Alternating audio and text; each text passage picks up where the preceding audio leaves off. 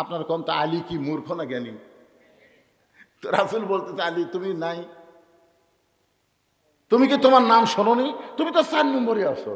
আলী বলতেছে, হুজুর আমি যদি জান্নাতের সার্টিফিকেট পাওয়া 4 নম্বর ব্যক্তি হই, এখন থেকে যদি আমি নামাজ না পড়ি, মানে জান্নাতের সার্টিফিকেট পেয়েই গেছি, এখন থেকে যদি আমি নামাজ না পড়ি, এরপরেও কি আল্লাহ আমাকে জান্নাত দিবে? তখন আল্লাহ রাসূল একটু মুচকি হাসি দিয়ে বলেন, আলী তুমি যদি নামাজ বাদ দাও, আল্লাহ তোমাকে জান্নাত থেকে বাদ দিবে না। সুবহানাল্লাহ।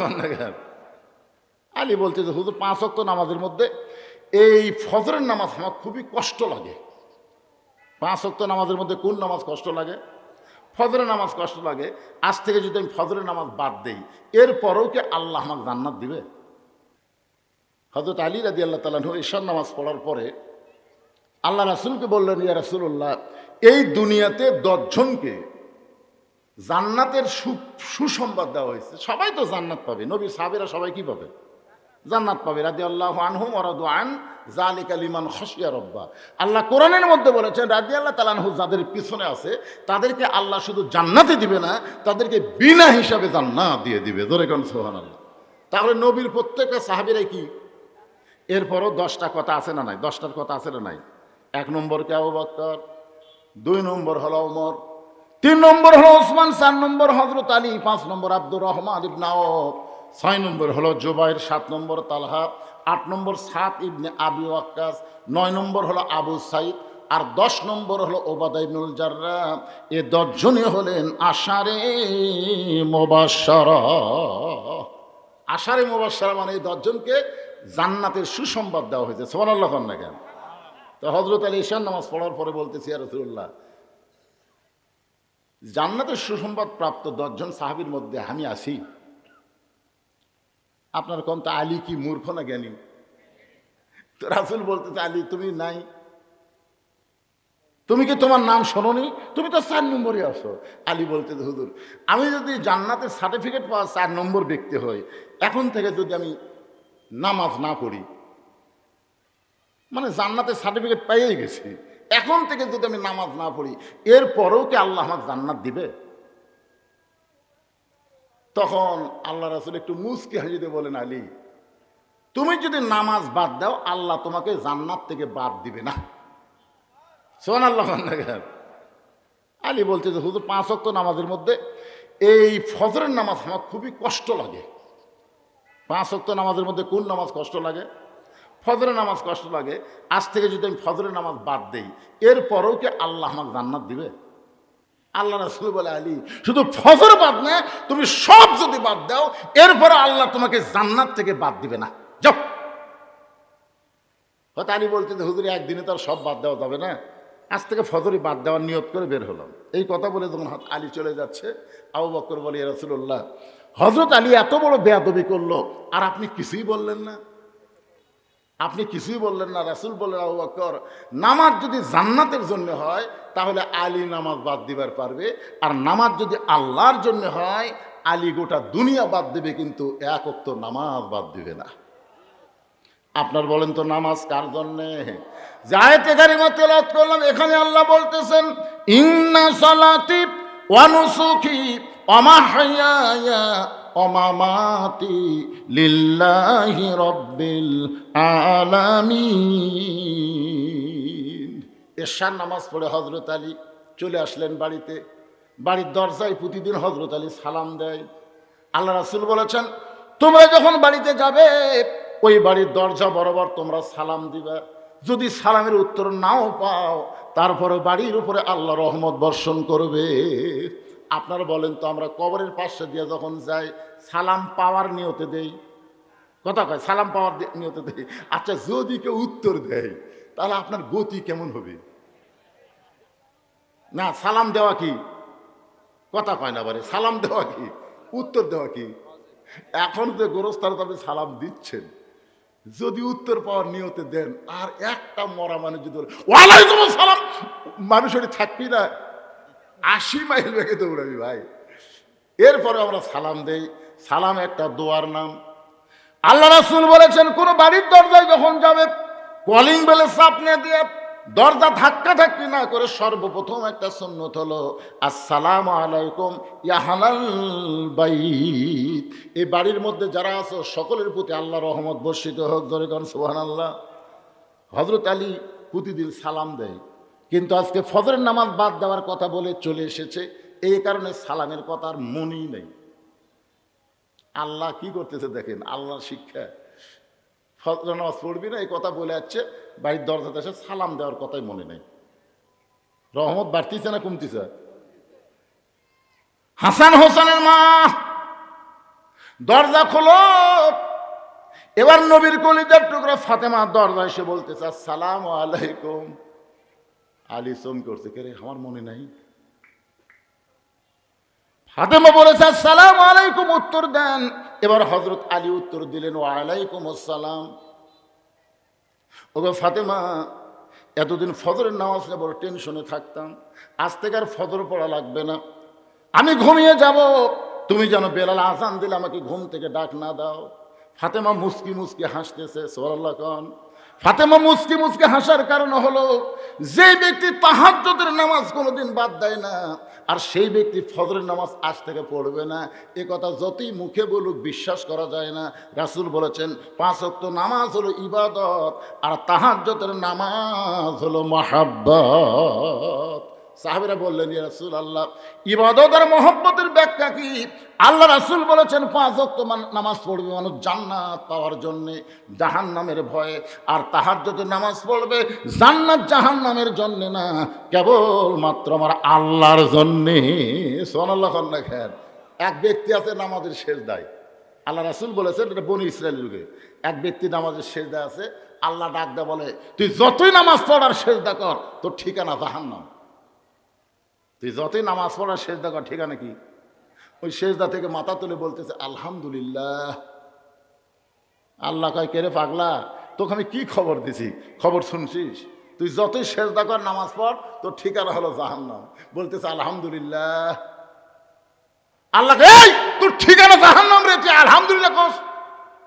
পাগলা বলতেছে আল্লাহ আপনি এত খেলছেন কেন? আপনি আমাকে জাহান্নাম দিলে কি কষ্ট পাবেন? আপনি আমাকে জাহান্নাম করছেন, আমি আলহামদুলিল্লাহ করছি, কারণ আমি বিশ্বাস করি জান্নাতের মালিক যিনি, জাহান্নামেরও মালিক তিনি। তা আপনি যদি আমাকে জাহান্নাম দিয়ে খুশি হন, আমার বেদার হয়ে লাভ আছে? আল্লাহ যেটা দিবি ওটাই মেনে নেওয়ার নাম হলো ইমাম। আল্লাহ বলতেছে জাহান্নামে গেলে তোর কষ্ট হবে পাগলা, তুই কষ্ট পাবি, তুই জানিস না। আপনি কি মনে করছেন আমি একলা যাবো? আল্লাহ কয় তোর সঙ্গে জাহান্নামত খেয়ে যাবে। তো বলতেছে আমার জাতির পিতার সাথে নমরুদের আগুনের মধ্যে কে গেছিল? আমার জাতির পিতা ইব্রাহিমের জন্য যদি আপনি বলতে পারেন কুল্লা ইয়া নারু কুনি বারদাও ওয়া সালামান আলা ইব্রাহিম, ইব্রাহিমের ঈমান, ইব্রাহিমের মহব্বতের কারণে যদি নমরুদের আগুনের চুলা শান্তির বাগান হয়, আপনার গোলামি, আপনার মহব্বত আমার কলিজায়, আমি যখন জাহান্নামে যাব, আমার জাহান্নামকেও আপনি জান্নাত বানায়া দিবে। আজকের এই মাহফিলের সম্মানিত ওলামায়ে কেরাম, এ জাতির শ্রেষ্ঠ সন্তান হচ্ছে আলেম ওলামা।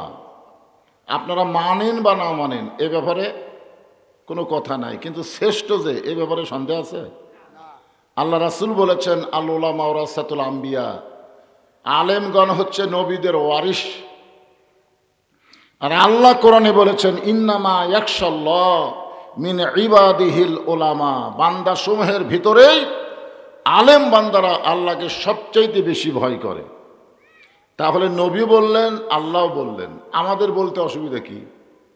এজন্য বলবো মুসলিম জাতির শ্রেষ্ঠ সন্তান হচ্ছে আলেম ওলামা। আপনাদের মাঝে মাঝে যারা বসে আছেন, মঞ্চে আছেন, আসরের নামাজের পর থেকে মাগরিব পর্যন্ত আলোচনা করেছেন হাফেজ মাওলানা মামুন রশিদ সহ আজকের মাহফিলের সমস্ত আলেম ওলামা বক্তাদেরকে আমি শুভেচ্ছা জ্ঞাপন করছি। এই মুহূর্তে আমার সামনে যারা বসেছেন, মাগরিবের নামাজের পরে ওয়াজ শোনা অভ্যাস খুবই কম, ঠিক কিনা বলেন? মানে আমাদের বগুড়াতে অভ্যাস হলো একেবারে খাওয়া দাওয়া করে ঈশার নামাজ পড়ে 9টা, 9:30, 10টার দিকে আমরা ঝিমঝিম করে মাহফিলে আসি। কিন্তু আল্লাহর কাছে এই সময়টা অত্যন্ত গুরুত্বপূর্ণ। আল্লাহ কোরআনে বলেছেন সাব্বিহুহু বুকরাতা ওয়া আসিলা, সকাল এবং সন্ধ্যা আল্লাহর কাছে অত্যন্ত গুরুত্বপূর্ণ একটা বিষয়। সুবহানাল্লাহ বলে। মাগরিব থেকে এশা পর্যন্ত আলোচনা করার ব্যাপারে তেমন কোনো বাধা নাই, কিন্তু রাসূল বলেছেন এশার নামাজ পড়ে তোমরা ঘুমায় যাবা, তোমরা গাল গল্প করবা না। কারণ এশার নামাজের পরে তোমরা যদি গাল গল্প করো তাহলে দেখা যাবে তাহাজ্জুদের মহাব্বত আর ফজরের জামাআত তোমাদের জন্য খুব কষ্ট হবে। আপনারা বলেন তো, যে 2 ওয়াক্ত নামাজ জামাতে না পড়লে মুনাফিকে হয়, সেই 2 ওয়াক্তর নাম কি? একটা হলো এশার, একটা কি? এই অধিকাংশ মাহফিল যেখানে হয় রাত 12টা-1টা পর্যন্ত, ওই রাত্রে ওই এলাকার বেশিরভাগ মানুষ ফজরের নামাজ মসজিদে পড়ে না। জোরে কোন কথা কন না কেন? তাহলে লাভ হচ্ছে না উল্টা হচ্ছে? হ্যাঁ, উল্টা হচ্ছে। আবার আল্লাহ বললেন বুকরাতা ওয়া আসিলা, এবং সকাল এবং সন্ধ্যার গুরুত্ব আমি বলবো আলোচনার মধ্যে। তা আপনারা যারা আশেপাশে হইচই করতেছেন, কোনো দ্বিধা দ্বন্দ্ব না করে কোরআনের মাহফিলে এসে বসে পড়েন। আমার সামনে আল্লাহ যেনাদেরকে কবুল করেছেন, আপনারা আসেন নাই, আল্লাহ নিয়ে আইছে। সুবহানাল্লাহ কন না কেন? এটা কি আমার বাপ দাদার কথা? আল্লাহ বলেছেন মা আসাবাকা মিন হাসানাতিন ফামিনাল্লাহ, বান্দা বান্দির দ্বারা যখন কোনো ভালো কাজ হয়, এ কাজ বান্দা বান্দি করে না, বরং আল্লাহ করায়। আপনারা বলেন তো, কোরআনের মাহফিলে বসা এটা ভালো কাজ না খারাপ কাজ? তাহলে এই কাজকে আপনারা করলেন না আল্লাহ করালো? আপনারা কি বিশ্বাস করতে পারেন? আমরা কি বিশ্বাস করতে পারি? আমরা যত বড়ই পাপী হই, এই মুহূর্তে আল্লাহ আমাদের উপরে রাজি আছেন। আল্লাহ যদি রাজি না থাকতো, এই জান্নাতের বাগানে আমরা বসতে পারতাম না। যে আল্লাহ আমাদেরকে কবুল করেছেন, আমার সামনে যেনারা বসে আছেন, আমি আমার অন্তরের অন্তঃস্থল থেকে আপনাদের সবাইকে শুভেচ্ছা জ্ঞাপন করছি। সম্মানিত মা বোনেরা, পর্দার অন্তরালে বসে বসে যারা আলোচনা শুনতেছেন, তাদেরকে শ্রদ্ধা জ্ঞাপন করে এই মুহূর্তে জানতে চাচ্ছি আপনারা সকলে কেমন আছেন? আলহামদুলিল্লাহি রব্বিল আলামিন। যে আল্লাহ শারীরিক সুস্থতা, মানসিক প্রশান্তি দান করে আজকের এই জান্নাতের বাগানে কবুল করলেন, আমরা সে আল্লাহর উপরে খুশি না বেজার? তাহলে জবান খুলে সমস্বরে সকলে বলবো রব্বানা লাকাল হামদ হামদান কাসীরান তাইয়িবান মুবারাকান ফীহি। যারা পিছনে দাঁড়িয়ে আছেন, বসার জায়গা আছে তো? বসার জায়গা থাকা অবস্থায় দাঁড়িয়ে থাকে, এটা আদবি? কম না। আদবে ইনসান, বেদবে শয়তান। আমরা মানুষ, আমাদের গুরুত্ব আল্লাহর কাছে অত্যন্ত বেশি। এই মানুষ সম্পর্কে কথা বলতে গিয়ে আল্লাহ কোরআনে একটা সূরায় 4টা শপথ করছেন। কয়টা? 4টা শপথ করেছেন। অতীন, অজাইতুন, অতুরি সিনিন, ওয়াহাজাল বালাদিল আমিন। এরপরে আল্লাহ বললেন লাকাদ খালাকনাল ইনসানা ফি আহসানি তাকবীর। আল্লাহু আকবার। মানুষকে আল্লাহ কত ভালোবাসে, যে মানুষের ঘোষণা করতে গিয়ে আল্লাহ 4টা শপথ করলেন। আপনার বলেন তো, শপথ কখন হয়? শপথ করার পরে যে কথা বলে, এই কথার গুরুত্ব কম না বেশি? আমাদের বাংলাদেশে শপথ আছে না নাই? যে ভাই শপথ করে বলতেছি, এবার যদি খালি ভোটটা দাও, হায় হায় কত শপথ শুরু হবে, কত অবস্থা হবে আমাদের। তো যাই হোক, আমরা মানুষ কিন্তু শপথ ভঙ্গ করি। আল্লাহ কি শপথ ভঙ্গ করবে? যখন করবে। এখানে আল্লাহ তাআলা একটা শপথ করলেই হতো, কিন্তু আল্লাহ 4টা শপথ করে বুঝাই দিলেন মানুষ অত্যন্ত গুরুত্বপূর্ণ একটা সাবজেক্ট। যখন সুবহানাল্লাহ। আল ইনসান আশরাফুল মখলুকাত, মানুষ হচ্ছে মখলুকাতের মধ্যে সবচাইতে ভদ্রজাত। এই জন্য আপনারা আসা মাত্র বসে পড়বেন, কোনো জ্ঞানজাম যেন না হয়। মাহফিলের প্যান্ডেল খুব বড় হয়নি, খুব ছোটো ফোটো মাহফিল হয়েছে, প্যান্ডেল হয়েছে। তারপরেও মানুষ আসবে, এশার নামাজ পর্যন্ত মানুষ খালি আসতেই থাকবে। মাগরিবের মাহফিল একটা সমস্যা হলো কি, মানুষ খালি আসতেই থাকে। কি করতে থাকে? আমি যতগুলো মাগরিবের মাহফিল করছি, খালি আসেই, যায় না, খালি আসে। তো এই জন্যে আপনারা এখনই মনে করতেছেন আশা মনে হয় শেষ হয়ে গেছে, তা কিন্তু হয়নি। এই জন্য আল্লাহর হস্তে আমি অনুরোধ করতেছি, আমার হস্তে না, কার হস্তে? আল্লাহর হস্তে সামনের দিকে একটু চাপিয়া বসেন ভাই, ফাঁকা ফাঁকা না বসে, শীতের রাত একটু সামনে চাপাচাপি করে বসেন, মাঝে মাঝে ফাঁকা না রেখে জিকির করেন আর সামনের দিকে চেপে আসেন। লা ইলাহা ইল্লাল্লাহ, লা ইলাহা ইল্লাল্লাহ, লা ইলাহা,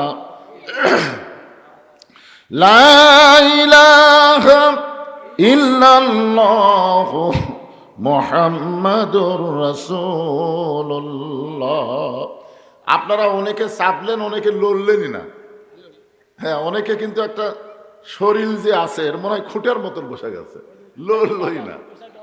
যে শরীরটা একটু নাড়াচাড়া করে সামনে আসলেন, বিশ্বাস করেন আল্লাহর কোরআনকে ওসিলা করে বলতেছি, 1 বছর আপনাদের শরীরে কোনো বেদি ব্যারাম হবে না। বিশ্বাস করা লাগবে, কারণ কোরআন তো তুইয়া মুয়া কোনো কিতাব না। যেই কোরআন সম্পর্কে আল্লাহ বললেন, অনুনাজ্জিলু মিনাল কুরআনি মা হুয়া শিফাউ ওয়া রাহমাতুল লিল মুমিনিন। আল্লাহ কোরআনকে নাজিল করেছে মুমিনদের জন্য শেফা এবং রহমত স্বরূপ। তাহলে কোরআনের এক নাম কি? রোগ মুক্তি। তা আপনি একটু নড়াচড়া করে সামনে আসলেন, এ কোরআনের কোনো ওসিলা নাই? আছে না নাই? আল্লাহ কোরআনের ওসিলায় 1 বছর শরীর যেন ভারী না হয়, পাতলা পাতলাই থাকে। আর যারা নড়ল না, খুঁটার মতন বসে থাকলো, আগামীকাল তা বুঝবার পারবে নিজের শরীর নিজের কাছে জুলুম মনে হবে। এত ভার ভার লাগে কেন? শরীরই টানবার পারবি না, বুঝলেন? এই জন্য আমি বললাম, বলার পর একটা ঝাঁকি দেওয়া লাগবে। সামনের দিকে আসবেন, লড়লেনি না, মনে হয় যে খুঁটে মেরে থাকা। যাক, যা করছেন করছেন, অসুবিধা নেই। অমা আলাইনা ইল্লাল বালাক, আমার যা দায়িত্ব ছিল এই বলে দিলাম। এতে যদি আপনার না নড়েন, আমার করার কিছু নেই। এখন আসেন, আমরা আল্লাহর প্রশংসা করলাম পুরোপুরি, যে আল্লাহ মুসলমানের ঘরে আমাদের কবুল করে বিশ্বনবীর উম্মত হওয়ার তৌফিক দিয়ে কোরআন নামক জীবন ব্যবস্থা আল্লাহ আমাদেরকে দান করেছে। বলেন সুবহানাল্লাহ। যেই কোরআনকে লক্ষ্য করে আল্লাহ বললেন, যালিকাল কিতাবু লা রাইবা ফি হুদাল লিল মুত্তাকিন। আল্লাহ এখানে বলবার পারতেন হুদাল লিন নাস, যালিকাল কিতাবু লা রাইবা ফি হুদাল লিন নাস, কিন্তু আল্লাহ তাআলা হুদাল লিন নাস না বলে হুদাল লিল মুত্তাকিন বলে এখানে আল্লাহ তাআলা পক্ষপাতিত্ব করেছেন। আল্লাহ পাইকারি হারে কোরআন থেকে সবাইকে হেদায়েত দেবে না, আল্লাহই দিবে না। হেদায়েত দেওয়ার মালিককে আল্লাহই দিবে না, সবাইকে দিবে না। এই জন্য আল্লাহ তাআলা বললেন মুত্তাকিন। কেবলমাত্র মুত্তাকি বান্দা বান্দি যারা আল্লাহর কোরআন থেকে হেদায়েত পাবে তারা। আমাদের বাংলাদেশের শতকরা 95% মুসলমান, 94-95% মুসলমান। 100 জন মানুষের মধ্যে কতজন? 95 জন মুসলমান। আপনারা বলেন তো, মুসলমানের সংখ্যা কিন্তু আমরা হিসাব করি শতকরা 95% মুসলমান। আচ্ছা, আপনারা এখন হিসাব করে বলেন তো মুত্তাকি কত ভাগ? না, মুসলমানের হিসাব আছে কিন্তু মুত্তাকির কোনো হিসাব নাই। এই জন্যে খালি মুসলমান দাবি করলেই হবে না, আল্লাহর কোরআন থেকে হেদায়েত পাবার গেলে মুত্তাকি হওয়া লাগবে। জোরে কোন কথা ঠিক কিনা? আমাদের বহু মুসলমান দাবি করেও কোরআনের হক কথা তারা পছন্দ করে না। করে কেন করে না? এরা মুত্তাকি না, এরা মুসলমান খালি দাবি করতেছে। মুসলমান দাবি করলেই যদি মুসলমান হওয়া যেত, তাহলে আল্লাহ তাআলা মুত্তাকির কথা বলে কেন বললেন, ইয়া আইয়ুহাল্লাযীনা আমানুত্তাকুল্লাহা হাক্কা তুকাতিহি ওয়া লা তামুতুন্না ইল্লা ওয়া আনতুম মুসলিমুন। মুসলমানই তো আমরা। তারপর আল্লাহ কেন বললেন, যারা আমাকে বিশ্বাস স্থাপন করেছো, একমাত্র ভয় করা লাগবে কাকে? শুধু ভয় করলে হবে না, ভয় করার মতন ভয় করা লাগবে। এরপর আল্লাহ বললেন, লা তামুতুন্না ইল্লা ওয়া আনতুম মুসলিমুন, মুসলমান না হয়ে তোমরা মরো না। তার মানে বোঝা গেল বাংলাদেশে শুধু শতকরা 95% মুসলমান দাবি করার নাম মুসলমান না, মুসলমান হয়ে মরার নাম হলো মুসলমান। ধরে কোন কথা ঠিক কিনা? এখন আমরা কি মরছি? আমরা কি হয়ে মরব? বর্তমান যে পরিবেশ আমাদের বাংলাদেশে চলতেছে, এই পরিবেশে যদি আমাদের মৃত্যু হয়, আপনারা হিসাব করে দেখেন তো, এখন যে পরিবেশ চলতেছে এই পরিবেশে যদি আমরা মরে যাই, মুসলমান হয়ে মরা কিন্তু সন্দেহ আছে না নাই? এমন একটা পরিবেশ আমাদের দরকার, যেই পরিবেশে মৃত্যুবরণ করলে মুসলমান হয়ে মরার ব্যাপারে কোনো সন্দেহ নাই, মুসলমান দাবি করবে, মুসলমান হয়েই মৃত্যুবরণ করবে। এই পরিবেশ কিন্তু আপাতত বাংলাদেশে নাই। ঠিক কিনা বলেন? এই যে আপনাদের কালচিবাটি মসজিদে আজান হলো, আজান দেওয়ার পরে যারা মুসলমান দাবি করে তাদের কি পুরুষ মানুষ বাইরে থাকা যাবে? কথা বলেন, বাইরে থাকা যাবে? সবাইকে আইসে? সবাই তো আসে নাই। এটা একটা মন চাই পরিবেশ। মন চাই নামাজ পড়ো না, চাই পড়ো না। একই বাড়ির মধ্যে বাপ নামাজ পড়ে, বেটা নামাজ পড়ে না, বউ নামাজ পড়ে, স্বামী নামাজ পড়ে না, দাদা পড়ে, লাতি পড়ে না। মন চাই জিন্দিগি, যা চাই করো। এইটা কোনোদিন মুসলমানের সমাজ হতে পারে না। মুসলমানের সমাজ যারা মুসলমান দাবি করবে, আজান দিলে অবশ্যই তারা নামাজে হাজিরা দিবে। ধরে কোন কথা ঠিক কিনা? কারণ রাসূল বলেছেন, লা সালাতা লা দীনা, যার নামাজ নাই তার কোনো ধর্মই নাই। এবার কিসের মুসলমান? লা সালাতা লা ঈমানা, যার নামাজ নাই তার ঈমানই নেই। মান তারাকা সালাত মুতাম্মিদান ফাকাত কাফারা, ইচ্ছা করে যারা মাগরিবের নামাজ বাদ দিল, ইচ্ছা করে এক ওয়াক্ত, কয় ওয়াক্ত? এক ওয়াক্ত যারা বাদ দিল, আল্লাহর সঙ্গে তারা কুফরি করলো। আমরা তো কম ওয়াজ করতেছি না, এত ওয়াজ দিয়েই তো মুসল্লি বাড়তেছে না। এই জন্য এমন একটা পরিবেশের দরকার, বক্তার ওয়াজ লাগবে না, আল্লাহর কোরআনের আইন দিয়ে নামাজ পড়তে বাধ্য হবে যারা মুসলমান দাবি করবে। ধরে কথা কর না কেন? তুমি হিন্দু হও, ইহুদি হও, খ্রিস্টান হও, তোমার সাথে কোরআনের কোনো কথা নেই। হুদাল্লিল মুত্তাকিন, যদি মুত্তাকি হওয়ার চাও তাহলে আল্লাহর কোরআন তোমার জন্য জীবন ব্যবস্থা, তোমার জন্য হেদায়েত।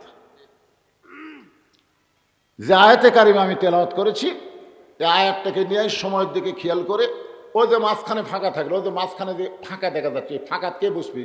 শয়তান। এই ফাঁকের মধ্যে কার পছন্দ? আপনারা বলেন তো।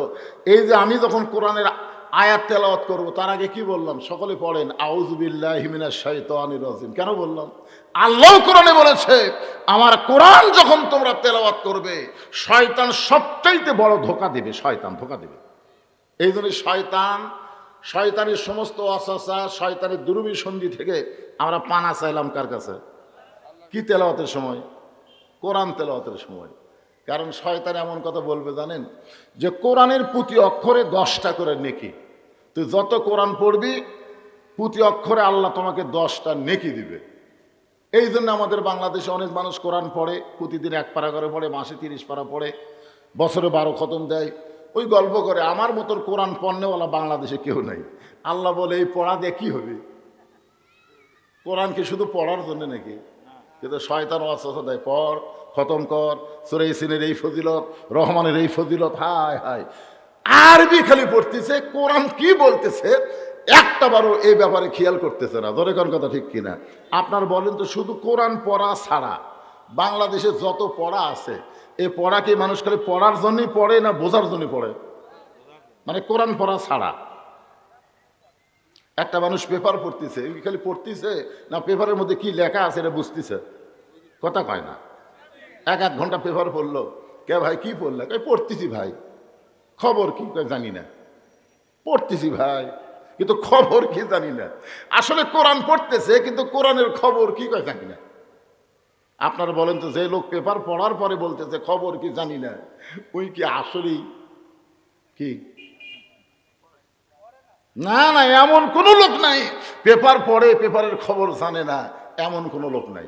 কারণ জানার জন্যই পড়ে। কতক্ষণ কিসের জন্য পড়ে? জানার জন্যই পড়ে। আপনার বাংলা পড়ে, অঙ্ক করে, যা কিছু করে জানার জন্যই করে। কিন্তু কোরআনের ভাগ্য এত খারাপ, বুঝলেন? খালি সোয়াবের জন্যই পড়ে, খালি সোয়াব। কোরআন কি কয় এইটা বুঝবে না। এটা হলো শয়তানের 1 নম্বর ধোঁকা। ধরে কয় নম্বর ধোঁকা? খালি পড়ে যা, প্রতি অক্ষরে 10 নেকি। আমি আপনাদের বোঝানোর জন্য বলতেছি, সাবগ্রাম বাজারে একজন ব্যক্তি 2 মণ আলু নিয়ে আইছে। কয় মণ? 2 মণ আলু নিয়ে আইছে বিক্রি করার জন্য। এক খরিদ্দার বলতে হয় কতটুকু আছে, বলে 2 মণই আছে। আমার তো 2 মণই লাগবে। আলুওয়ালা বলতেছে তাহলে নেন। খরিদ্দার বলতেছে ওজন করে দেন, ওজন করে দেন। আলুওয়ালা বলতেছে আর বাড়ির আলু ভাই রে, ওজন করলে কমবি না, বাড়ির আলু তো একটু বেশি বেশি দিছি।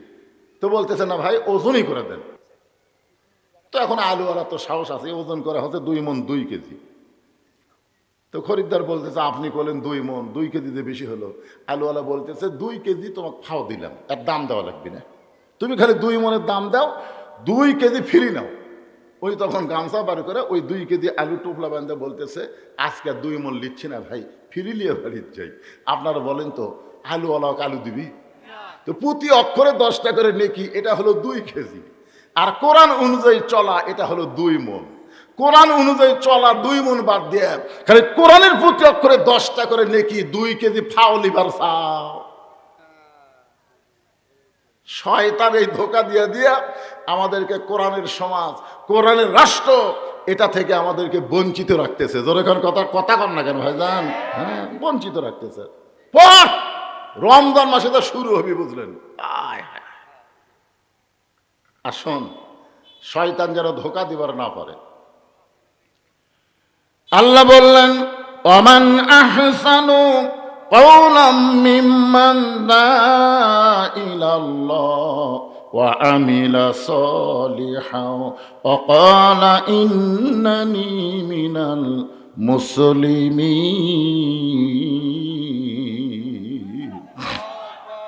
এই আয়াতকে সামনে নিয়েই আজকের আলোচনা, খুব খেয়াল করবেন।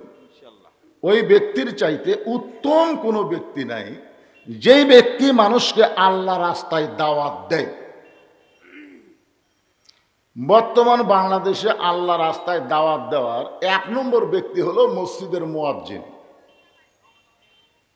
আপনারা বলেন তো মসজিদের মুয়াজ্জিন মানুষকে কিসের জন্য ডাকে? কথা কয় না, হাইয়াল সালাহ হাইয়াল ফালাহ, বোঝেন না আপনারা? তাহলে আপনারা বলেন তো মুয়াজ্জিনের চাইতে ভালো দাওয়াতকারী কে আছে? আপনারা বলেন তো মুয়াজ্জিন আজান দেয় নামাজ পড়ে না, এরকম কোনো মুয়াজ্জিন আছে? কথা কয় না। তাহলে বোঝা গেল এখানে আল্লাহ বলতেছেন ও আমিলা সালিহান ওয়া ক্বালা ইন্নানী মিনাল মুসলিমিন। জি, এটা বোঝানোর জন্য বলতেছি, খুব খেয়াল করেন। কিন্তু আমাদের এলাকায় এক মুয়াজ্জিন আজান দেয়, বুঝলেন? অনেক দিন থেকে আজান দিচ্ছে, কিন্তু কিছুদিন হলে মানে বছর 4-5 হলে এই যখন মুয়াজ্জিন আজান দেয় তখন কতগুলো কুত্তে মসজিদের কাছে যায়। যতক্ষণ আজান চলে ততক্ষণ কুত্তা গেলে হু। মুয়াজ্জিন তো চিন্তা করলো কেরি এই এই আমি আজান দিই, কুত্তা এরকম খেপে গেল। তো মুয়াজ্জিন একদিন আমারে বলল হুজুর, এই যে আমি যখন আজান শুরু করি তখন কুত্তা এসে উ করে, এর কারণ কি? আমি বললাম ভাই রে কি কারণ? কেন আপনি আলেম মানুষ ওয়াজ নসিহত করেন, তাহলে আপনি কোনো কারণ জানেন না। আমি অনেক চিন্তা করে বললাম মুয়াজ্জিন সাহেব, আপনি যে আজান দেন আপনার ছেলে কয়জন? তো কয় হুজুর 2টা ছেলে। তো আপনি যে আজান দেন আপনার ছেলেরা নামাজ পড়ে? তখন বলতে তো হুজুর এই 2টাই শয়তান হুজুর, নামাজ পড়ে না। তা আমি কইলাম আল্লাহ কোরআনে বলেছেন কু আনফুসাকুম ওয়া আহলিকুম নারা, জাহান্নামের আগুন থেকে বাঁচবার গেলে একলা বাঁচলে হবে না, আহাল পরিবার নিয়ে বাঁচা লাগবে। তুমি নিজে আজান দাও তোমার বেটা নামাজ পড়ে না, এটা কুত্তের সহ্য হচ্ছে না। এই জন্য কুত্তা লোকমা দিচ্ছে, তোর এখন কি দিচ্ছে? খালি আজান দিলে হবে না, আজান দেওয়ার আগে আরে বাবা ইশারা দেখাম করো, তো ইশারা দেখাম করো, কোনো কথাবার্তা বলো না। এখন যে আয়াতে কারিমে তেলাওয়াত করলাম ওই ব্যক্তির চাইতে উত্তম কোনো ব্যক্তি নাই যে ব্যক্তি আল্লাহ রাস্তায় মানুষকে দাওয়াত দেয়। এরপরে বলতেছো আমিলা সালিহান। আপনারা বলেন তো পৃথিবীতে যত আমল আছে সবচাইতে ভালো আমল হলো মানুষকে আল্লাহ রাস্তায় ডাকা। ও আমিলুস সালিহা মানে নেক আমল। নেক আমলের মধ্যে 1 নম্বর আমল হলো আজান দেওয়া। আজান দেওয়া শুধু মসজিদে আজান দেওয়া না, অন্যায়ের বিরুদ্ধে আজান দেওয়া এটাও হলো নেক আমল। অন্যায়ের বিরুদ্ধে আজান দেওয়া। এখন হয়তো বলবেন হুজুর অন্যায়ের বিরুদ্ধে আজানটা কেমন? এই বক্তা এটি নাই, তোমরাই যদি আগে বসবার কও, তোমরা হো হো করো, তাহলে ওয়াজ হবে। যা কিছু হয় এটি স্লিপ লেগে দাও, কি করা লাগবে আমি অ্যাঙ্গেলে করতেছি, অসুবিধা কি? ফাঁকা জায়গা মানুষ চোখে থাকে না। ওই যে ছোটবেলা একটা গান শুনছিলাম, হাইরে কপাল মন্দ চোখ থাকিতে অন্ধ। এটা যদি খাওয়ার অনুষ্ঠান হতো, খাওয়ার অনুষ্ঠান যখন মানুষ বসায়, আপনারা বলেন তো কোনোদিন বলা লাগে ভাই ওই দিকে ফাঁকাতে বসো, এই কথা বলা লাগে? ওই এমনি যায় বসে, ফাঁকত বসলেই খাবার পাওয়া যাবে। আর কোরআনের মাহফিল তুমি ফাঁক চোখত দেখো না। কানার ভাগ্যে ধন মিলে না, সামনে পড়ে আছে সোনা, কানা দেখতে পাই না, মাটি মনে করে ফাইলে দেয়, হাতে তুলে নেয় না। কানার ভাগ্যে ধন মিলে না। যাদের চোখ আছে, যেখানে ফাঁকা সেখানে আপনারা বসবেন। কোরআনের মাহফিল তুইয়া মুয়া কোনো মাহফিল না, এটা হলো বেহেশতের বাগান, রিয়াজুল জান্নাহ। ধরে কোন সুবহানাল্লাহ। এখানে বসলে লাভ না লস? হ্যাঁ, আপনারাই বসবেন। আর আপনাদের বলতেছি যাদের সামনে ফাঁকা আছে, এই দেখেন, এই যে আমার এই ভাই দেখছেন স্যান্ডেল কোন জায়গা, এই ভাই একটু খাড়াই থাকেন, থাকেন, আপনাকে দিয়ে ওয়াজ করতেছি, ওই ভাইয়ের স্যান্ডেল কোন জায়গা দেখেন আপনারা। আচ্ছা, স্যান্ডেল যদি হাতত থাকে তাহলে এই স্যান্ডেল নিয়ে আপনাদের মাথার উপর দিয়ে আসলো, স্যান্ডেল হাতত নিয়ে আপনাদের মাথার উপর দিয়ে আসলো না? তো আপনাদের দেহের মধ্যে সবচেয়ে দামি জায়গা কোনটা? পাও না মাথা? তাহলে পাও হলে তাও হতো, পাও নিয়ে যদি আসতো মাথার মধ্যে তাও হতো, কিন্তু পায়ের জুতারে, তাহলে আপনার মাথার উপর দিয়ে জুতা নিয়ে আসলো, আপনার একটু শরম লাগলো না যে আমার মাথার উপর দিয়ে জুতি আসতেছে? তো ওই ফাঁকা যদি না থাকতো, ওই ভাইকে ওখানে স্যান্ডেলে আসতে পারতো? ফাঁকা নেই, পিছনে বসতো। কিন্তু আপনারা ফাঁকা তো দেখেন, আপনার মধ্যে ফাঁকা থাকলে স্যান্ডেল দিয়ে কিন্তু আসবে। এই জন্য যার সামনে ফাঁকা আছে আর বলা যাবে না, এটাই শেয়ার চান্স। জিকির করেন আর সামনে চাপেন, লা ইলাহা ইল্লাল্লাহ, লা ইলাহা। মহব্বতে জিকির করেন, সামনে আসেন, লা ইলাহা ইল্লাল্লাহ। পাহাড় পর্বত নদ নদী এ নাম গাহে নিরবধি। পাহাড় পর্বত নদ নদী এ নাম গাহে নিরবধি।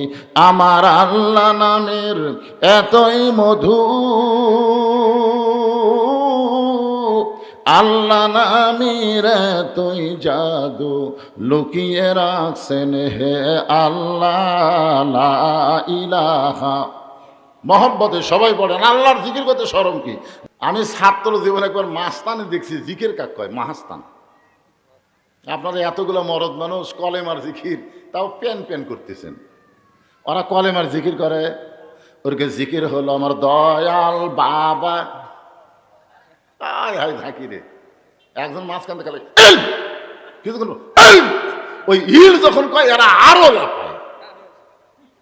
আপনারা বলেন তো ওই জিকির কি রহমানি না শয়তানি? আর আপনার রহমতের আল্লাহর জিকির করতেছেন, বল নাই। আসেন, আল্লাহ বলতেছেন ওই ব্যক্তির চাইতে উত্তম কোনো ব্যক্তি নাই, যে ব্যক্তি আল্লাহ রাস্তায় মানুষকে দাওয়াত দেয়। শুধু দাওয়াত দেয় না, সে নিজে আমল করে। শুধু নিজে আমল করলে হবে না, সে মুসলমান হিসাবে জনগণের কাছে পরিচয় দেয়। সমস্যা হলো আমাদের বগুড়া সাতমাথায়, আপনি কোনোদিন সকালবেলা গেছেন বগুড়া সাতমাথা? সকালবেলা গিয়ে দেখবেন ওখানে কিছু লোক জিকির করে সাতমাথা। সে জিকিরটা এরকম ঢাকা ঢাকা ঢাকা ঢাকা ঢাকা ঢাকা ঢাকা ঢাকা ঢাকা ঢাকা ঢাকা ঢাকা জিকির করে। এমন ভাবে জিকির করতেছে, একজন আজকাল 16 ডিসেম্বর চলতেছে, তোর এখন কথা ঠিক কি না, একজন দৌড়ে এসে ওর হাত ধরা বলতেছে, এই রাজাকারের বাচ্চা। এই যে জিকির করতেছে ওর হাত ধরা কয় রাজাকারের বাচ্চা। তো ভাই আমি রাজাকারের বাচ্চা কেমনি হলাম? কে রে পাগল, বগুড়ার মাটিতে দাঁড়িয়ে তুই ঢাকার জিকির করিস কেন? জিকির যদি করবার স্যার, বগুড়া বগুড়া বগুড়া বগুড়া বগুড়া বগুড়া জিকির কর। তুই বগুড়ার মাটিতে দাঁড়ায় ঢাকার জিকির করিস। আজকে যখন আমরা কোরআনের হক কথা বলি, মানুষকে দুনিয়া থেকে যখন জান্নাতে যাওয়ার কথা বলি, কিভাবে জান্নাতে যাওয়া যায়, তখন কতগুলো মানুষ বলে আমরা রাজাকার। ধরে কোন কথা ঠিক কিনা?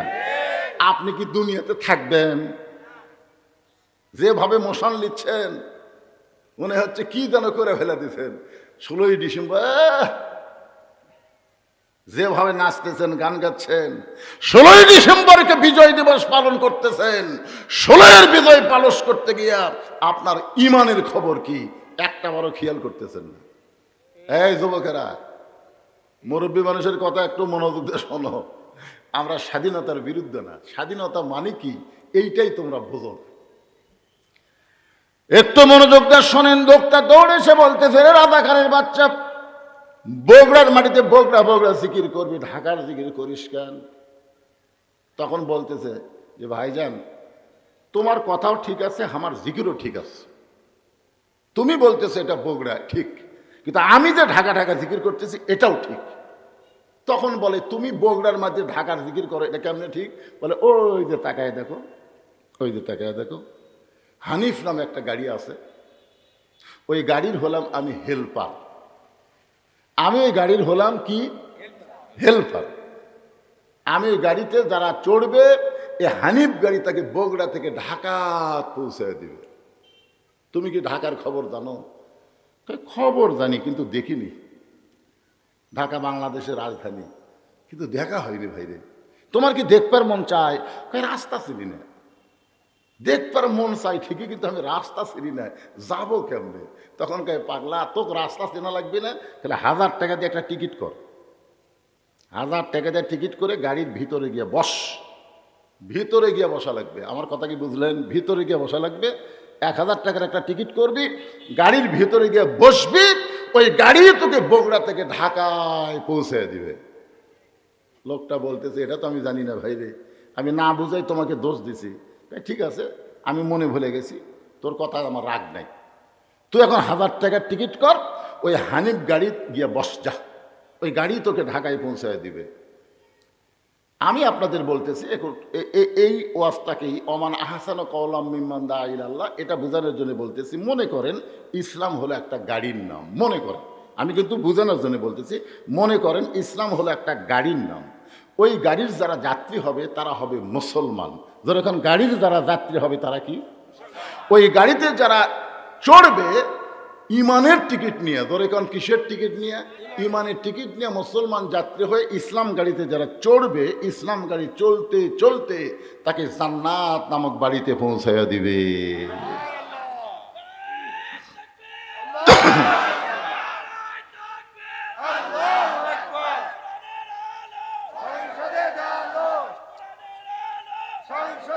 লিল্লাহে তাকবীর।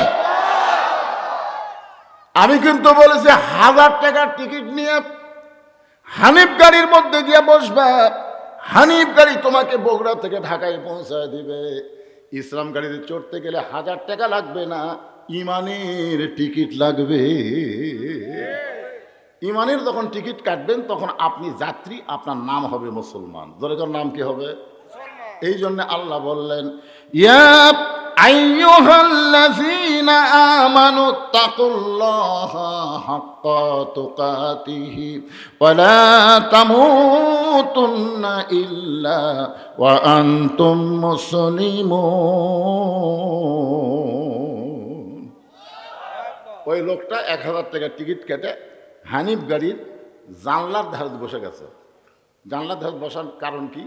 আমি তো ঢাকাও জীবনে দেখিনি, যে রাস্তা দিয়ে ঢাকা যাই এ রাস্তাও তো আমি দেখিনি। আমি গাড়ির মধ্যে থেকে খালি দেখব সব কিছু। আর নিয়ত ভালো না খারাপ? 1000 টাকা দিয়ে হানিফ গাড়িকে জানলার ধারে বসে গেছে। আস্তে আস্তে গাড়ি যখন ফুল হয়ে গেছে তখন কিন্তু আর গাড়ি বগুড়ায় থাকবে না। ফুল হয়ে গেলে আর থাকবে? গাড়ি তখন ঢাকার দিকে রওনা দিয়েছে। গাড়ি যখন ঢাকার দিকে রওনা নেয়, যেই মাত্র বনানী ক্রস করেছে, এমন সময় ওই লোকটা যে প্রথম 1000 টাকার টিকিট কাইটা জানলার ধারত বসেছে, ওর মধ্যে একটা মুদ্রা দোষ আছে। ওই মাঝে মধ্যে হাত বের করে আবার ঢুকে, বের করে আবার ঢুকে। তো আর পাশে যে লোকটা বসে আছে এই চিন্তা করতেছে, কে রে এই যে হাত বার করতেছে ঢুকাচ্ছে, একটা ট্রাক বা একটা বাসের সাথে যদি আর হাত লাগে, তাহলে জনগণ তো আমাকে বলতে পারে, কে ভাই আপনি এত ভালো হয়ে বসে আছেন, আপনার পাশেরটা হাত বার করে ঢুকাই, আপনার কি কোনোই দায়িত্ব নাই? কি কন, এ কথা বলতে পারে কি পারে না? আপনি নামাজ পড়েন 5 ওয়াক্ত, আপনার পাশেরটা বেনামাজি, আপনার কি কোনোই দায়িত্ব নাই? আপনার বউ পর্দার মধ্যে থাকে, পাশের ভাবি ওর বোরকা নেই, ওর কি আপনার কি কোনো দায়িত্ব নেই?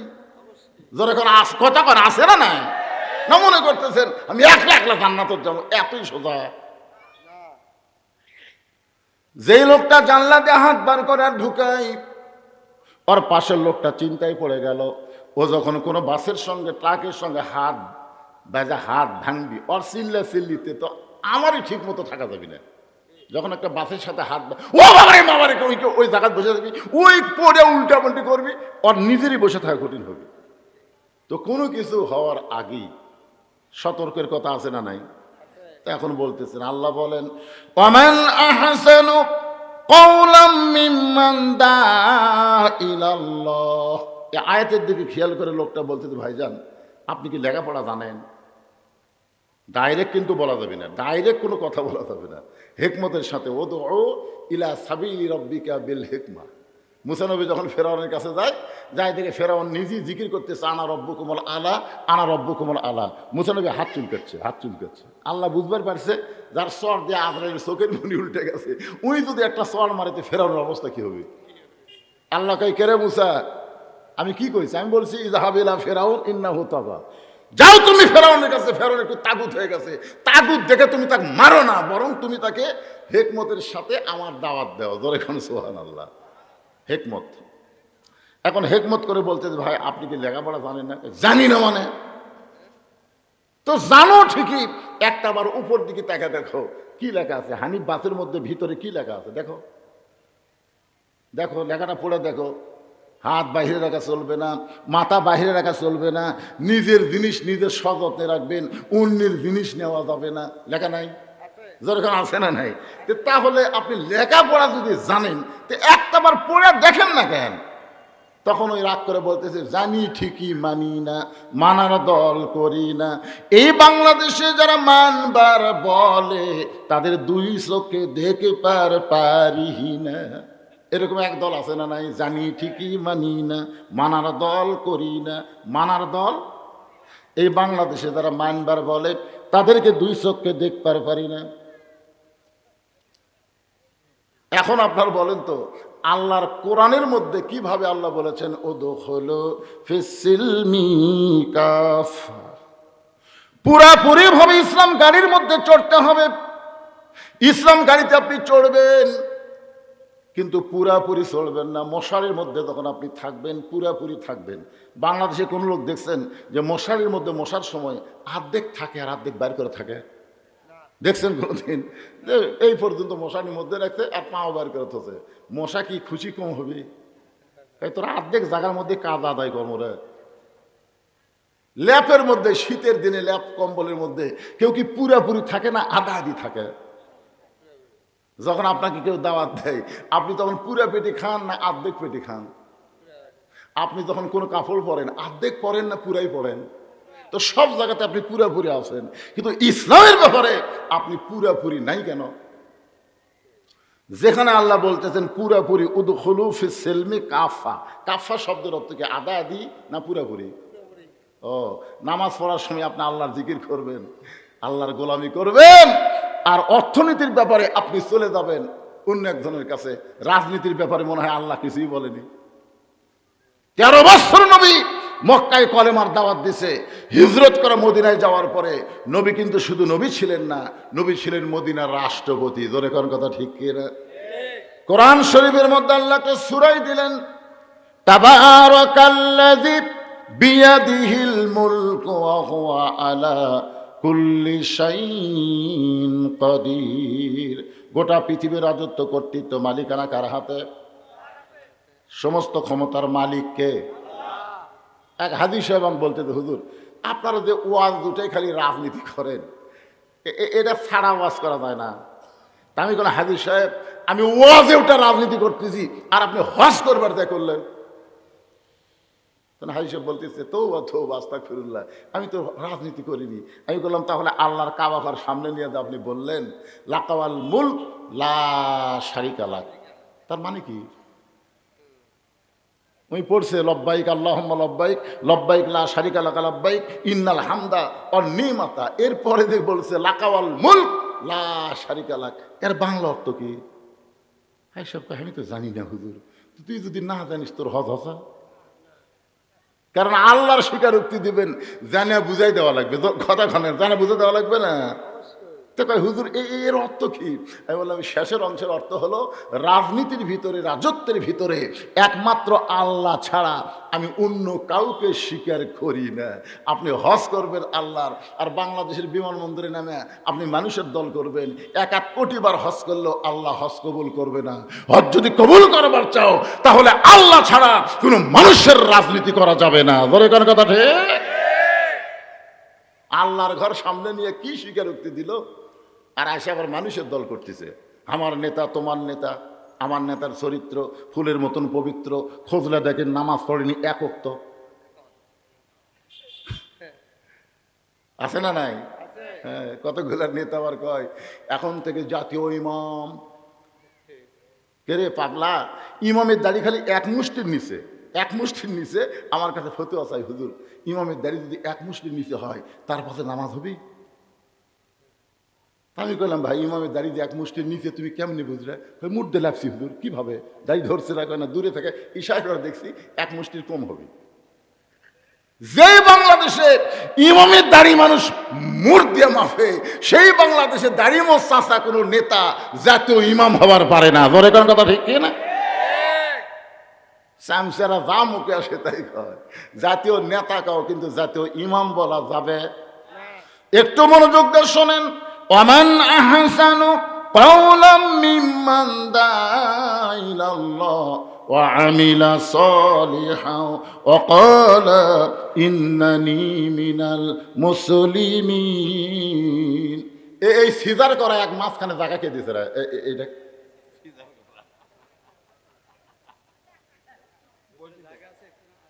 শোনেন, সিজার করা বাচ্চারা হচ্ছে অস্থির। অস্থির বাচ্চা হওয়ার কারণ হলো ডাক্তার পেট কাটা থেকে ঘুমই ভাঙেনি। তো ঘুম না ভাঙ্গা ছেলে কি করবি, তখন ওই পেটের মধ্যে বাইর করে এইরকম একটা ঝাঁকি দেয়, বুঝলেন, এরকম মাথার উপর একটা ঘুরেন দেয়, ওই ঘুরানের চোটে করে কান্দা ওঠে। আর মাথার যে ঝাঁকি খায়, এই ঝাঁকির চোটে দুনিয়াতে এসে এই মোবাইল ছাড়া ভাত খায় না, মোবাইল ছাড়া ওই কান্না থামায় না, ওই এক জায়গায় বেশিক্ষণ থাকতেও পারে না। এই সিজার করা বাচ্চারা হলো এইরকম। আচ্ছা, এক মাঝখান থেকে ওটা লাগবে খেয়ে এখনই মানুষ জায়গাই পাচ্ছে না, ওই আবার মাঝখান থেকে উঠতেছে। লোকটা বলতে যে ভাইজান আমি আপনাকে সতর্ক করলাম, আমি আপনাকে সতর্ক করলাম যে লেখাটা আপনি পড়েছেন ওই লেখার মধ্যে খেয়াল করে দেখেন, হাত বাহিরে রাখা, মাথা বাহিরে রাখা যাবে, নিজের জিনিস নিজের সযত্নে রাখবেন, অন্যের জিনিস নেওয়া যাবে না। মুসলমানের নিজস্ব জিনিস আছে না নাই? ইসলামের নিজস্ব জিনিস আছে না নাই? কিন্তু আমাদের ছেলেরা ইসলামকে বাদ দিয়ে অন্য জাতের সংস্কৃতি গ্রহণ করতেছে। নিজের জিনিস নিজের সযত্নে রাখেন, অন্যের জিনিসে হাত দিয়েন না। আল্লাহর কোরআনের সমাজ যখন বাংলাদেশে চালু হবে তখন প্রত্যেকটা মুসলমান তার সীমানা বুঝতে পারবে। আপনারা বলেন তো, আমাদের একটা নিজস্ব সীমানা আছে না নাই? হ্যাঁ, এই কোরআনের আইন চালু হোক, এই কোরআন বাংলাদেশের শুধু মাহফিলে না সংসদে আল্লাহর কোরআন যাক, তখন প্রত্যেকটা মুসলমান তার নিজস্ব সীমানার মধ্যে প্র্যাকটিস করবে, অন্যের সীমানার মধ্যে ঢুকবেই না। অন্যের সীমানা গেলেই আবার ব্যাক করবে। নিজের সীমানা কি, মন একটা যুক্তি দিয়ে বুঝাচ্ছি, এই পকেট হলো আমার সীমানা, আমি 10 বার পকেটে হাত দেবো। অনেকে বলবে হুজুর একটা দোষ আছে, খালি বারবার পকেটে হাত দেয়, এছাড়া কিছুই বলবি না, কারণ আমার সীমানার মধ্যেই তো আমি প্র্যাকটিস করতেছি। কিন্তু এই হাত খালি এই সীমানাত গেলি, এই নিজের সীমানা হলো আমার বউ। আমি একবার দেখবো, 1000 বার দেখবো, যতবার দেখবো মহব্বত করে দেখলে সোয়াব না পাপ। কিন্তু শালি, শালি হলো সীমানার বাইরে। আজকে বাংলাদেশের সবকিছু আল্লাহ দিছে, তারপরেও কতকগুলো ছেলেরা ভারত নিয়ে পড়ে আছে। জোরে কর কথা, ঠিক কথা বলেন না কেন? ভারত নিয়ে পড়ে আছে, আর ভারত গরম আঙ্গুল দেখায়। এই কিছুদিন আগে ভারতের এক উগ্রমন্ত্রী একটা বিবৃতি দিছে, যে হারে বাংলাদেশে মৌলবাদী বাড়তেছে, যে হারে বাংলার মুসলমানরা আল্লাহর কোরআন কোরআন করতেছে, আল কোরআনের আলো সংসদে আলো, এরা তো জানে না। ওই উগ্রমন্ত্রী বলতেছে এরা তো জানে না 3 দিকে ভারত, একদিকে সাগর। একবার যদি ভারত আক্রমণ করে, এই মৌলবাদী টুপিওয়ালারা সাগরের যা চুবড়ে মরবে। এই কথা বলেছে, আমি ফেসবুকে স্ট্যাটাস দিয়েছি। মালওয়ানের জাত, তুই মুসানবিক চিনিস? এই মালওয়ানের বাচ্চা, মুসানবিক চিনিস? 3 দিকে ফেরাউন অ্যাটাক করেছে, একদিকে সাগর, একদিকে সাগর। আল্লাহ মুসা নবীর জন্য সাগরকে যদি 12 লাইন রাস্তা বানায় দেয়, আমাদের সে আল্লাহ এখন আছে না নাই? জোরে এখন আছে না নাই? আমাদেরকে আল্লাহ সাগর বানাবে রাস্তা, আর তোমরা মালওয়ানের বাচ্চারা ধরবার দেবো, ফেরাউনের মতন সুবরান খাবো। জোরে কোন কথা, ঠিক কি? আর একজন বলে আমাদের হাতে পারমাণবিক অস্ত্র আছে, আছে সে আছে। আমি ফেসবুকে স্ট্যাটাস দিলাম, নমরুদের হাতেও আগুনের চুলা ছিল। জোরে কোন কথা, ঠিক কি না? নমরুদের হাতেও আগুনের চুলা ছিল, আগুন জ্বালাইছিল, কিন্তু পুড়ানোর ক্ষমতা নমরুদের হাতে থাকে না, পুড়ানোর ক্ষমতা থাকে আল্লাহর হাতে। জোরে কোন কথা, ঠিক কি না? নাসরুম মিনাল্লাহি ওয়া ফাতহুন কারীব ওয়াবাশশিরিল মুমিনিন।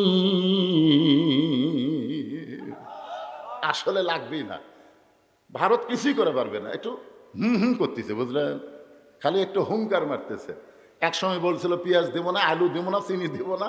আমরা বলছিলাম দরকার নাই। আমরা ফালিয়াবুদু রব্ব হাযাল বাইত আল্লাযী আত'আমাহুম মিন জু'ইন ওয়া আমানাহুম মিন খাউফ।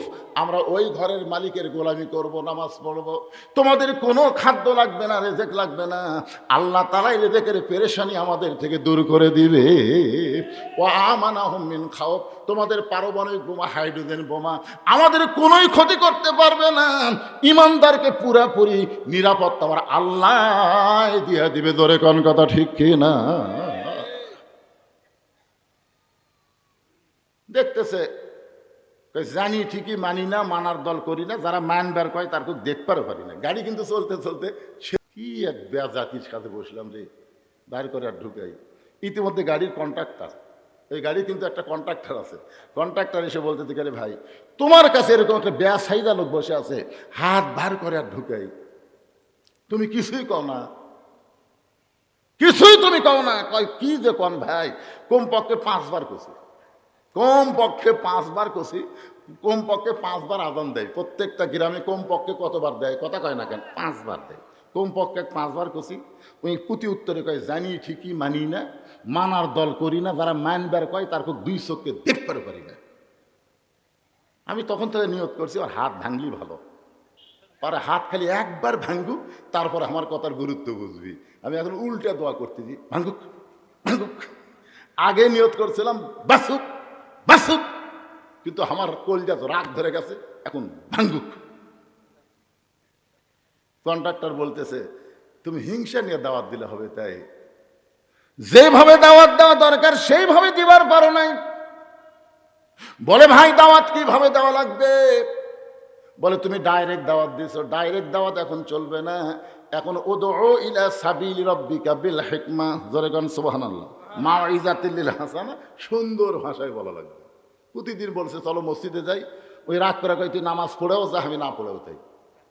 তুই কি আমার সাথে ভালো করে দেখে তোর জমিত কয় মন ধান হচ্ছে, তুই নামাজ দিই 5 ওয়াক্ত নামাজ পড়িস, তোর জমিত কয় মন কর হচ্ছে? ভাই আমার জমিত তো 12 মন হচ্ছে, আর আমি নামাজ না পড়াই 14 মন পাচ্ছি।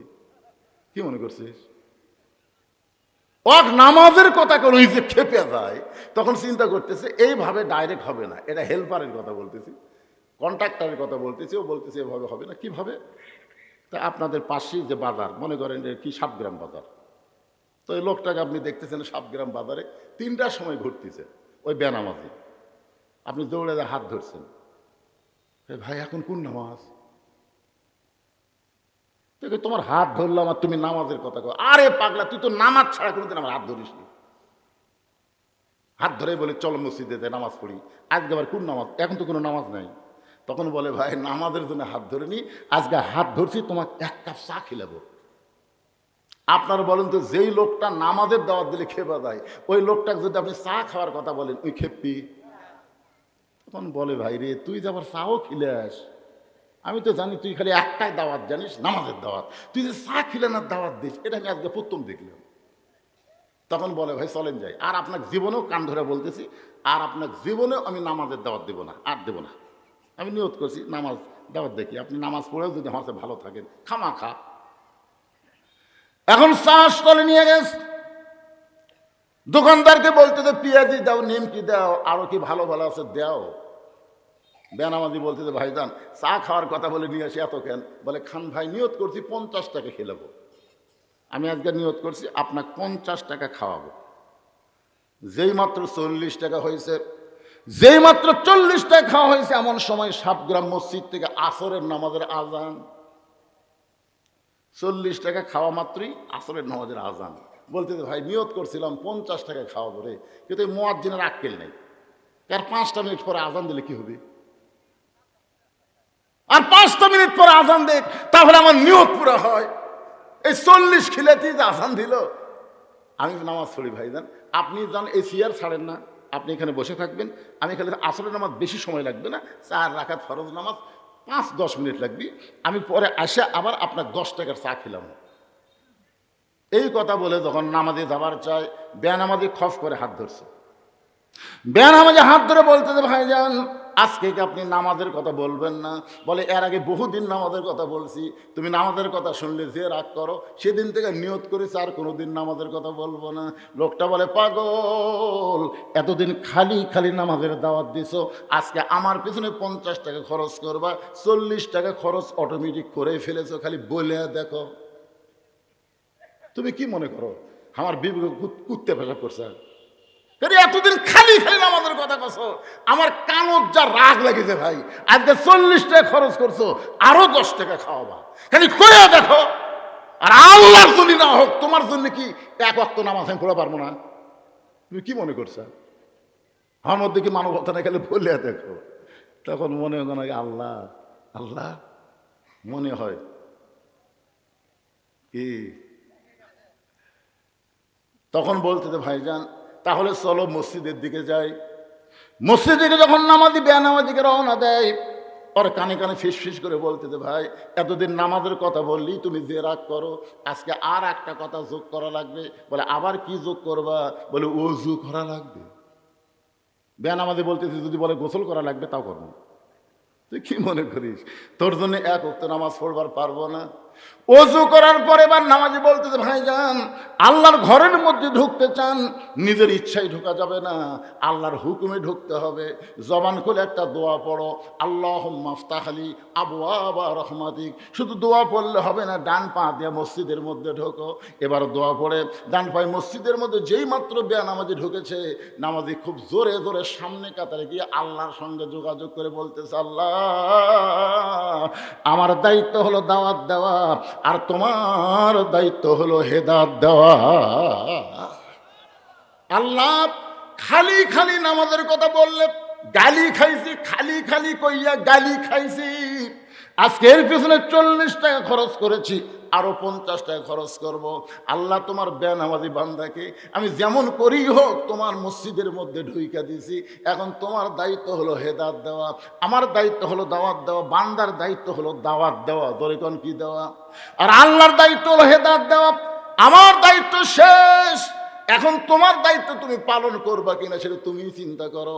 আল্লাহ গো হাসরের ময়দানে কিন্তু আমাকে আর ধরতে পারবা না, আমি যেভাবেই হোক বেনামাজি বান্দাকে তোমার ঘরের মধ্যে হাজির করে দিয়েছি। চোখের পানি নিয়ে দাওয়াতকারী যখন কান্দে, ওমান আহসানু কওলাম মিম্মান দাআ ইলাল্লাহ ওয়া আমিলা সালিহান ওয়া ক্বালা ইন্নানী মিনাল মুসলিমিন।